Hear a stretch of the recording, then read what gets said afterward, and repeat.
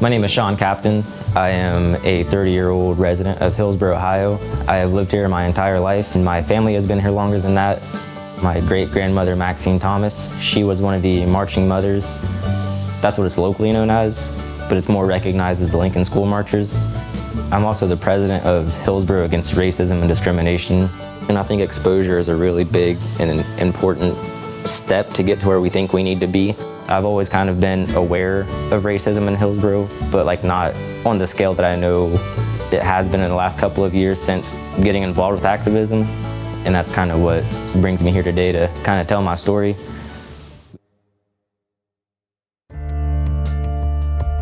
Throughout the years, I guess I'll start back as far as I can remember. I'd say I was around 10 years old maybe. I used to go to the First United Methodist Church here in Hillsboro. They had these things on Wednesdays where they had free food, and just all the kids would just go up there and hang out and have fun. I remember this older couple, an older white couple. The man he seemed cool, I guess, but his wife was kind of mean. I guess, she'd never speak to you. If you'd say anything to her, she'd just kind of give you a glare and just look away. The one time, I remember I was up there with my cousin, and we were just hanging out and playing with the other kids and eating food and just trying to have fun. And I tried to speak to her again, and she had told me that I was going to hell because I was miscegenated. I remember that so fondly because that was the first time that I heard that word, and it just kind of stuck with me. After that, I was kind of looking up what it meant, and it made me feel, I think it kind of shook my faith. Churches are supposed to be safe places, and to think that a grown adult would say that to a child at a church, it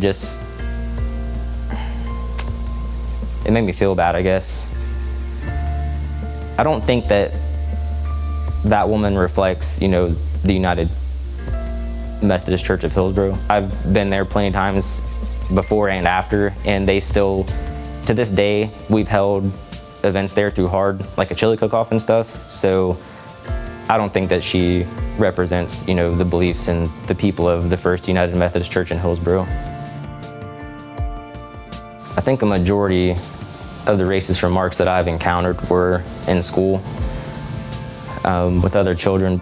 Back when I was in school, I'd hear remarks from other children, but I know that that's just things they're hearing from their parents, not rather that the children themselves are actually racist. There was one time when I was in 9th grade. It was November of 2008, and Obama had just won the election, and I was sitting in first period. There's a group of white kids, just kind of off to my left, just talking about the election. And they were saying really weird and stupid things like, now that Obama is president, black people are going to enslave whites. One of them had made the remark that he has to kill all niggers. And that pissed me off, and I got in a fight with the kid. I just hit him, and he didn't fight me back. He just went and told. When I went to the principal's office, to explain what happened, the assistant principal at the time, his name was Mr. Lilly. I kind of told him what happened, and he said that he didn't care that Jeff had said what he said, but then he stopped himself and he said, well, it's not that I don't care, I just don't care, I don't like how you handled it, basically. Now, in elementary school and middle school, I was one of those kids who's always caused trouble and stuff, but around my high school years, I toned down a lot. I became quiet. I figured, if I stay to myself, I can't get in trouble, people won't start stuff with me. But that's not the case. And another assistant principal, Mr. Snively, he mentioned how, I'd calmed down a lot and, I was doing good. So I figured that should have told them, that what happened really triggered me, and I feel like it should have been taken more seriously. And I feel like people who, target people of color with racist remarks, I feel like they should be punished just as harshly as, the reaction they get. That ended with, the school calling the police on me, and, I got escorted out of school by a police officer. I didn't get in trouble when I got home. I really thought I was going to, especially because when I got home, my grandmother was there, and she's a tough lady.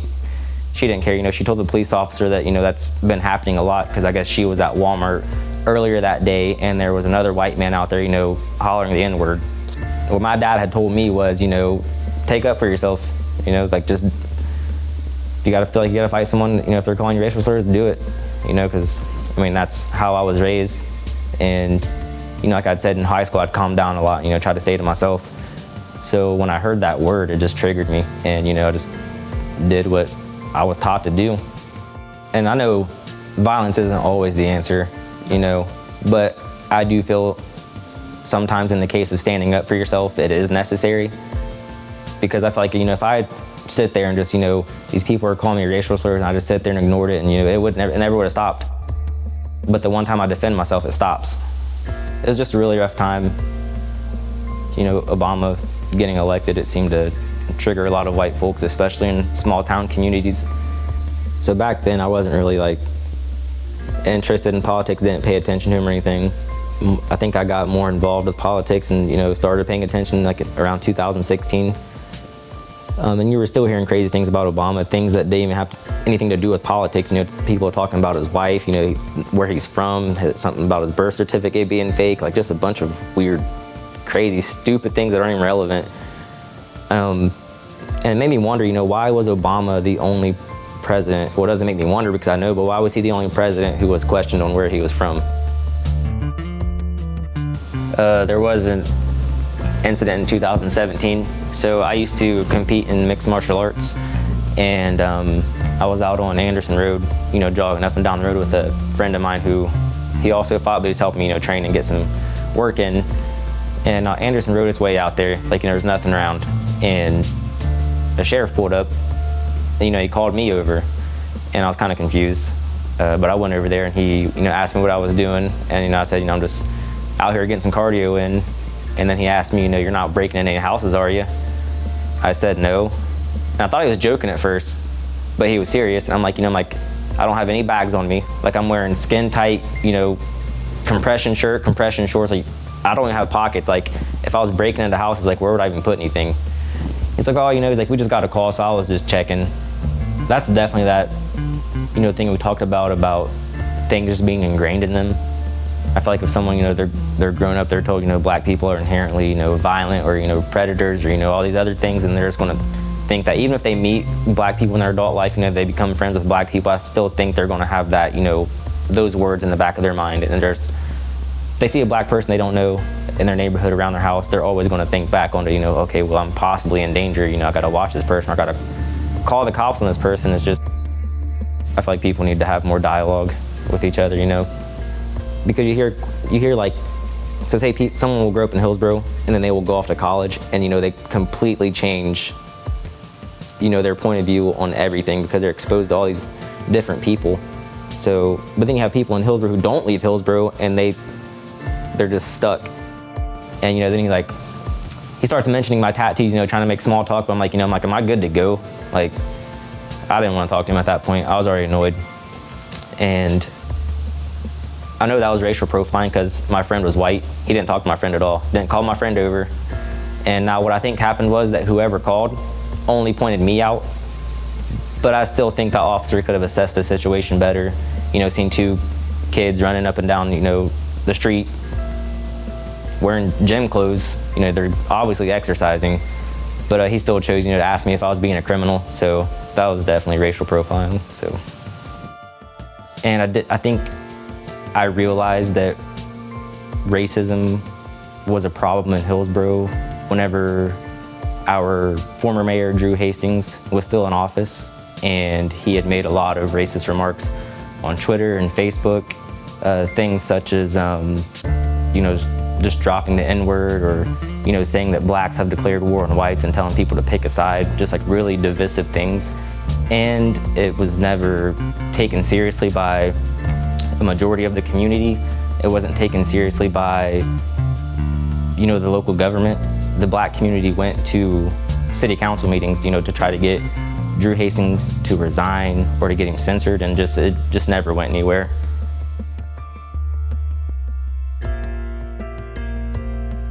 So I'm the president of Hillsboro Against Racism and Discrimination. We were born from a Black Lives Matter demonstration that we had here in Hillsboro in June of 2020 after the death of George Floyd. I wanted to create my own organization instead of making another chapter of Black Lives Matter. because I wanted to focus more on what's happening in Hillsboro. We had a Zoom meeting with Father Mike over at the Catholic Church, and the point of that Zoom meeting was, how can churches help, address racism and discrimination and like the issues in Hillsboro? Because Hillsboro is a big church-going community, so churches are a good, place to start at and work with.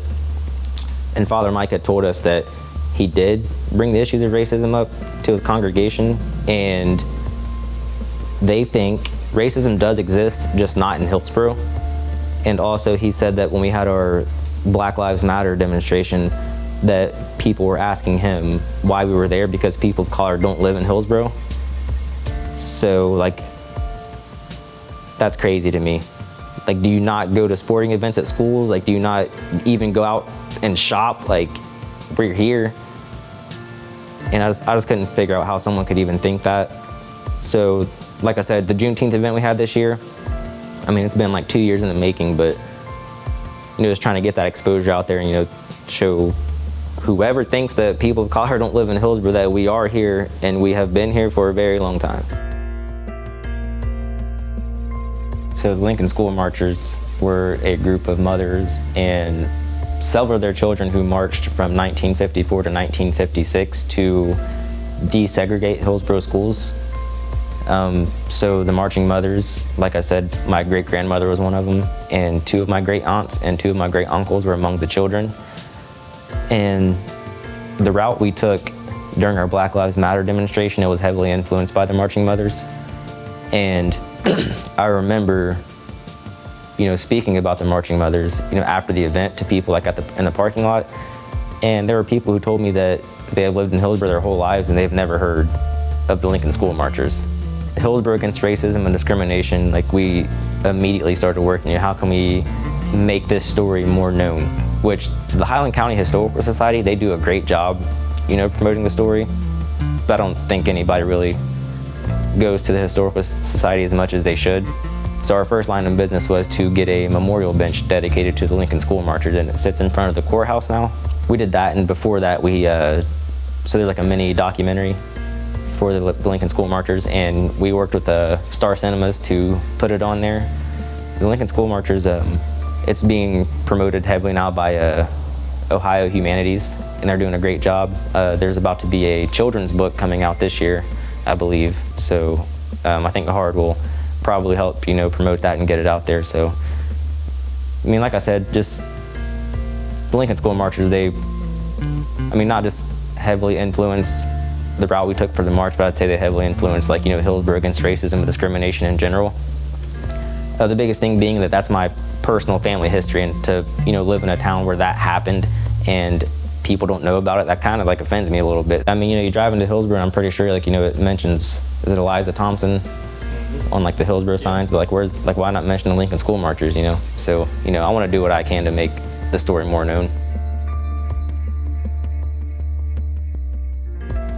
So when I ran for city council, I didn't do a lot of door-to-door campaigning. I ran most of my stuff on, social media platforms. I think that I did some door-to-door, but I was really uncomfortable with that. You hear stories about, people knocking on someone's door and they get shot, so I wasn't trying to do that. I know my sign caused a lot of controversy. It said, Shawn Captain for council at large, and my design was, a bunch of raised fists of several different colors, white, black, anything, everyone. And, the message I was trying to, put out there was, unity.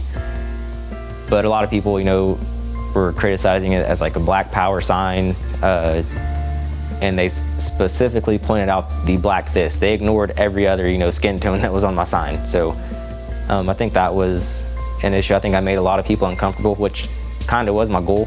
I wanted to, call out the issues here, just from putting out a simple sign, just try to highlight that. I know that, so I have a friend named Gary Boone. He's an older gentleman, and he had told me that someone had, mentioned my sign, and he had told him, oh, yeah, I know Shawn Captain, and the man had asked Gary, he's like, well, how can he expect a white man to vote for him when he's putting out this Black Power crap?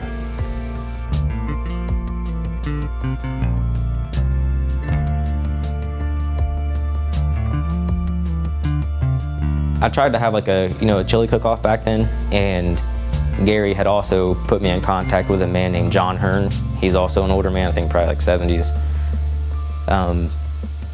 And, I kind of started talking about H.A.R.D. He was asking, why like I'm trying to put on the chili cook-off and like what H.A.R.D's about. And, as soon as I mentioned, we had a BLM protest, and he just went off the rails. He started saying that, there's no racism in Hillsboro and how it's pointless to try and like, build bridges.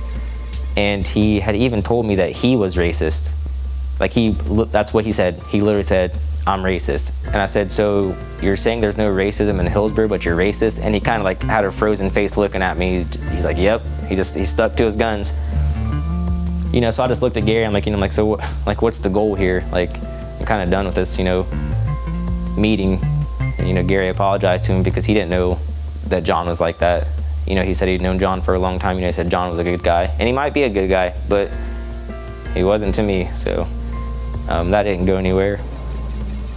But I know local politics suck, and I have never been more happy to lose at something that I did when I lost at city council, because halfway through that run, I had realized that's not what I wanted to do. But I did have some supporters, so, I just stuck it out for them. If I won, I'd commit, but if I didn't, I'd just keep working through H.A.R.D, and that's what I'm doing today. So, I think, through H.A.R.D, that's what I'm going for. Just every event that we do, it's for promoting, the intermixing of the communities here. Because, even when we had Juneteenth, something I noticed was, that the white people and the black people in the crowd were like kind of self-segregating. They're sticking to who they knew. So, I don't think anybody there, had any ill feelings towards each other, because, obviously, we're all at the same event. But I think there was something that, just made people a little uncomfortable, and just felt like they had, to stick with their own. So, that's something I've always grown up seeing. So, like, I'm mixed. So, like, at birthday parties, like, the black side of my family would be on one side, the white side would be on the other. And not that nobody didn't like each other, it's just, I guess it's just natural, I'm hoping next year that, I can call that out and, encourage people, to mingle. So.